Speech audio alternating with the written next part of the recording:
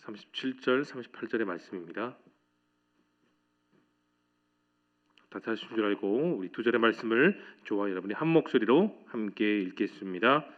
이미 감람산 내리막길에 가까이 오심에 제자의 온 무리가 자기들이 본 바 모든 능한 일로 인하여 기뻐하며 큰 소리로 하나님을 찬양하며 이르되 찬송하리로다. 주의 이름으로 오시는 왕이여, 하늘에는 평화여 가장 높은 곳에는 영광이로다 하니, 예수님의 이 예루살렘 입성은 진정한 왕으로서의 입성, 하나님의 사명을 마지막으로 감당하는 그 시간을 나타냅니다. 하지만 주님은 우리가 잘 아는 것처럼 하나님의 능력과 권력과 그 위엄과 하나님 보좌 우편에 있는 그 위엄을 절대로 드러내지 않으셨습니다.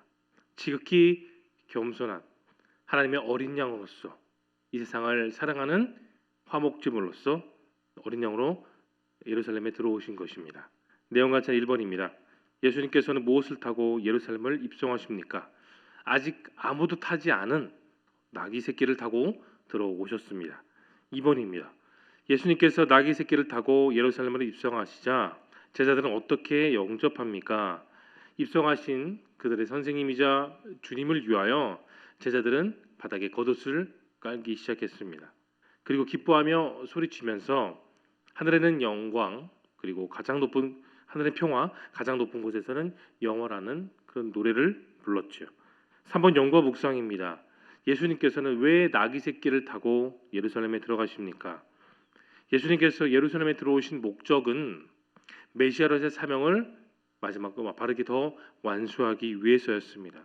그러나 개선장군처럼 전쟁에 나가 승리했던 그 다윗 같은 모습이 아니라 말을 탄 것이 아니었죠. 짐을 싣는, 그리고 그 짐을 싣는 나귀 중에 아직 타지 않은 어린 나귀 새끼를 타고 오셨습니다. 예수님의 사역하셨던 그 당시, 오늘 본문의 배경을 보면 6월절을 맞은 그 당시였죠. 애굽에서 해방시켜준 그 하나님을 감사하면서 출애굽을 기념하고자 유대인들이 예루살렘에 모였던 때였습니다. 이때 예수님께서도 함께 그 예루살렘에 들어가셨지요. 바로 때가 이른 것입니다. 입성하시는 예수님을 보자 가난한 식민 통치, 불의와 부패, 그리고 껍데기만 남았던 종교와 율법주의가 판쳤던 그 세상 가운데 죽어가는 영혼들이 예수님께 외쳤습니다. 뭐라고 외쳤습니까? 호산나라고 외쳤죠. 그래서 예수님께서는 위용의 승리의 상징인 말이 아닌 어린 나귀 새끼를 타셨습니다. 조국을 해방하고자 입성했던 다윗도 아니었고 유명한 나폴레옹의 모습도 아니었죠. 그분의 조국은 이스라엘 그 땅이 아닌 하나님 나라였기 때문입니다. 그분은 세상을 지배하고자 천군만마를 이끌고 들어왔던 징기스칸과 알렉산더의 모습도 아니었습니다. 예수님의 꿈은 이 세상의 권력과 그 나라를 무한하게 확대하는 정복자가 아니었기 때문이에요. 주님은 무지와 어둠으로부터 영혼을 구원하고 죽음으로부터 생명을 구하는 가장 완벽한 해방, 가장 완벽한 영원한 그 생명을 제공하시기 위해 6월절에 어린 양으로서 예루살렘에 입성하셨습니다. 4번 느낀 점입니다. 나귀를 타고 예루살렘으로 입성하시는 겸손의 왕 예수님의 모습을 보며 여러분 무엇을 느끼십니까? 주님께서 예루살렘에 입성하셨죠. 성 안에 있던 많은 사람들은 메시아 입성을 기뻐하며 제자들은 겉옷을 깔고 길을 덮고 호산나 찬송하며 외쳐 불렀습니다. 그들은 얼마나 기뻤을까요? 하지만 그 당시의 모습을 보면 두 가지의 꿈이었습니다. 예수님은 하나님 나라와 하나님의 뜻을 이루는 꿈, 그리고 제자들과 수많은 사람들은 정치적인 메시아 입성을 통해 체제를 뒤바꾸는 그런 두 가지의 꿈이 동시에 그 모습에 있었습니다. 왜 그러셨어야 될까요? 무엇 때문에 주님은 승리자로서의 장군의 모습이 아닌 화목제물의 어린 양으로 오셨습니까? 인류를 진정으로 구원하고 해방하는 그 일은 바로 나귀를 타고 겸손하게 입성하셔야 했기 때문입니다. 이 모든 것은 다 성부 하나님의 전적인 뜻이었습니다. 주님은 그렇게 겸손하게 입성하셨죠. 하나님의 영광만을 바라보면서 자신을 희생하는 순결한 어린 양의 삶. 예수님 우리에게 말씀하셨습니다. 마태복음 1장 29절 30절 우리가 잘 아는 말씀이죠. 나는 마음이 온유하고 겸손하니 나의 멍에를 베고 내게 배우라. 그리하면 너희 마음이 쉼을 얻으리라. 이는 내 멍에는 쉽고 내 짐은 가벼우니라 하시니라. 여러분, 주님께서 자신에게 주신 멍에를 메는 것처럼 우리 역시 우리에게 주어진 멍에를 메야 됩니다. 주님께 배워야 됩니다. 무엇을 배워야 될까요? 겸손, 사랑, 그리고 희생입니다. 그렇게 주님을 의지하고 주님의 말씀하신 멍에를 메는 삶을 살아갈 때에 우리 마음에 진정 세상이 주지 못하는 주님이 주시는 평안을 누릴 수 있습니다. 결국 우리 인생의 모든 멍에는 내가 지는 것이 아닙니다. 주님이 지셨습니다. 지금도 오늘도 바로 이 순간도 주님은 우리의 삶의 모든 멍에를 지고 계십니다. 여러분, 주님을 진정으로 사랑하십니까? 그 예수님을 통해 정말 진정 변화된 인생을 날마다 누리시기를 소망하시나요? 그렇다면 우리도 주님의 멍에를 메야 됩니다. 멍에를 메는 삶은 나를 억압하고 힘들고 어려운 고난으로 이끌어가는 삶이 아니라 주님으로부터 쉼을 얻는 귀한 삶이 된다는 그 사실을 여러분 믿으시기를 바랍니다. 5번 적용을 보겠습니다. 나는 죄인을 구하러 이 땅에 오신 예수님께 어떤 영광과 찬양을 돌리십니까? 여러분, 우리 인생이 무의미한 것은 결코 없습니다. 누가 보든지 안 보든지 개의치 말고 신경 쓰지 말고 내게 주어진 이 신앙의 삶, 주님의 멍에를 메는 삶에 여러분 집중하십시오. 신앙생활을 어떻게 해야 될까라는 말에 다양한 정의들과 말들이 있지만 오늘 말씀을 통해 한마디로 요약하자면 오직 하나님의 영광을 위해 늘 겸손과 감사하는 마음으로 우리는 살아가야 되는 말로 우리는 귀결될 것입니다.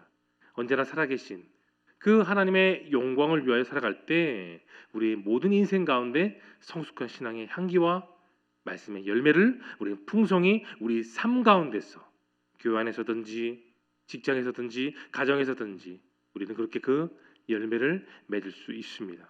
그런 믿음과 영적인 방향을 갖고 살아가는 삶이 물론 순탄하지 않을 때가 있고 어려울 때가 있겠죠. 하지만 어두운 바다 위에 항해하는 그 어부의 심정으로 빛을 발하는 등대를 멀리서 바라보듯이 하나님을 의지하며 하루하루 살아가는 그런 저와 여러분을 통해 하나님께서 우리의 삶에 큰 영광을 나타내십니다. 여러분과 제가 그런 삶을 살 수 있기를 바랍니다. 단지 내 삶, 이 짧은 인생을 위해서뿐만이 아니라 하나님의 영광을 위해서 살아가는 그 삶이야말로 이 시대를 온전히 밝히는 빛의 자녀로서의 삶을 살아가게 되는 것입니다. 신앙은 결코 평안하고 결코 쉬운 것만 있는 것이 아니에요. 힘들어요. 어렵습니다. 그러나 그 삶 자체가 하나님께 영광스러운 삶이 됨을 여러분 믿으시길 바랍니다. 예수님 하나님 아들이시지만 그 모든 고난과 순종과 겸손 가운데 오늘 예루살렘에 입성하셨습니다. 힘들지 않는 삶을 추구하지 마십시오. 힘들지만 어렵지만 영광스러운 소명의 인생으로 나아가십시오. 하나님의 영광을 세상 가운데 온전히 드러내는 저와 여러분 모두가 되기를 소망합니다. 마지막 결단을 보겠습니다. 영광의 중에 다시 오실 예수님을 기쁨으로 맞이하기 위해 오늘 무엇을 결단하시겠습니까? 인생을 살면서 너무 쉽게 얻으려는 것이 저는 문제라고 봅니다. 쉽게 얻은 것을 행운이라고 말하지만 아니에요. 오히려 그것은 우리 인생 가운데 걸림돌이 될 수 있고 때로는 그것이 쉽게 얻은 것이 불행의 씨앗이 될 수 있습니다. 어렵게 얻은 것을 고생이라 말하지만 또한 그것도 절대적이라고 할 수 없습니다. 더 큰 행복과 기쁨은 세상이 아닌 주님 안에서 우리는 누릴 수가 있습니다. 그래서 주님은 오늘도 우리의 말씀을 통해 훈련하고 나아가기를 원하십니다. 예수님을 찬양하는 삶은 단순히 그냥 입술로만 주님 사랑해요라고 고백하는 게 아니죠. 내 삶으로, 내 신앙으로, 내 소명의 삶으로 증명하며 살아가야 됩니다. 그것이 진짜 성도의 삶이에요. 모든 상황 속에서 그렇게 겸손하게 나아갈 수 있기를 바랍니다. 인생에 내려진 눈과 비와 바람 속에서도 나를 자녀로 부르시고 성도로 오늘 살게 하신 그 주님을 통해 여러분 이 하루가 진짜 복되고 기쁨이 되고 하나님께 영광되는 삶이 되기를 소망합니다. 온몸과 마음을 다하는 그렇게 생명력 있고 역동적인 그 생명력 넘치는 믿음의 삶을 살아가 다시 오실 주님을 기쁨으로 맞이하는 저와 여러분 모두가 될 수 있기를 예수님의 이름으로 축원합니다. 이 시간 함께 기도하며 나아가겠습니다. 말씀을 기억하며 기도하시고 또 화면에 보이는 기도 제목 나의 모든 삶이 하나님의 영광을 드러낼 수 있는 도구가 되게 하옵소서. 겸손히 나귀를 타고 오신 예수님의 참된 영광을 깨달아 그분께 찬양과 경배를 드리게 하옵소서. 우리 4월 기도 제목입니다. 교회의 비전과 성취, 복음의 능력으로 사람을 살리고 세우는 거룩한 공동체 되게 하옵소서. 하나의 공동체, 우리 교회에 대한 사랑과 긍지로 모두 협력하게 하셔서 기쁨 속에 비전을 향해 전진하며 나아가게 하여 주옵소서.